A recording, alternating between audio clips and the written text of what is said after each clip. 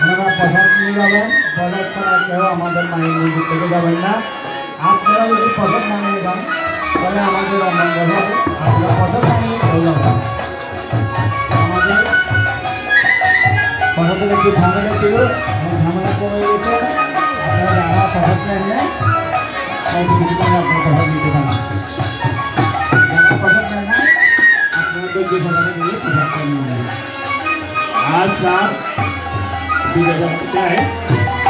ভগবান শ্রীকৃষ্ণের লীলা দেখাবেন। জয় বাসন্তী সম্প্রদায় বাগান 2:04 শ্রীকৃষ্ণ লীলা দেখাবেন 2:04 জয় বাসন্তী সম্প্রদায় বাগান। আজ আদৌ আমাদের অন্য প্রসাদের ব্যবস্থা আছে। আপনারা সবাই আমাদের মন্দিরে উপস্থিত থেকে আমাদের এই ঠাকুরের কৃষ্ণ নাম শুনবেন, ঠাকুরের কৃষ্ণ নাম স্মরণ করবেন।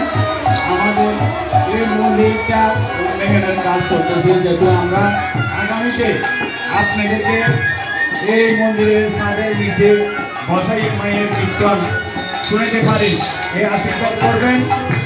এবং পাশাপাশি যারা বাইরে থেকে আসছেন এবং আমাদের গ্রামের যারা বাইরে আছেন এখানে উপস্থিত আছেন, সবাই কাছে আমাদের মন্দির কমিটির পক্ষ থেকে অনুরোধ থাকবে, যারা এখনো টাকা দেন নাই অতি সত্তর আমাদের মন্দিরে এসে টাকাগুলো পরিশোধ করবেন।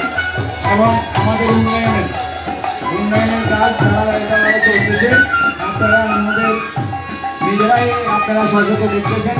যেহেতু আমরা বৈশাখের লাস্ট আমরা কাজ করবো, আপনারা আমাদেরকে সহযোগিতা করবেন এই আশা ব্যক্ত করে সবাইকে নমস্কার জানাবেন।